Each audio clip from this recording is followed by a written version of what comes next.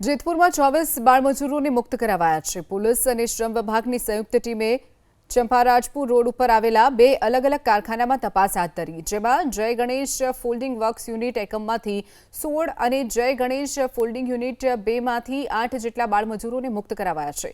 ફરિયાદના આધારે જેતપુર સિટી પોલીસે તમામ આરોપીઓ વિરુદ્ધ કાયદેસરની કાર્યવાહી હાથ ધરી છે।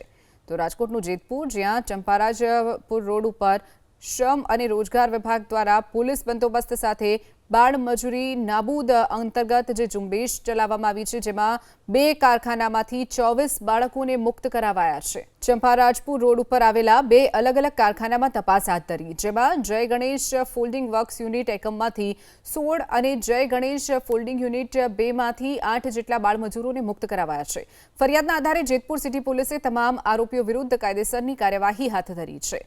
તો રાજકોટનું જેતપુર, જ્યાં ચંપારાજપુર રોડ ઉપર શ્રમ અને રોજગાર વિભાગ દ્વારા પોલીસ બંદોબસ્ત સાથે બાળ મજૂરી નાબૂદ અંતર્ગત જે ઝુંબેશ ચલાવવામાં આવી છે, જેમાં બે કારખાનામાંથી 24 બાળકોને મુક્ત કરાવાયા છે।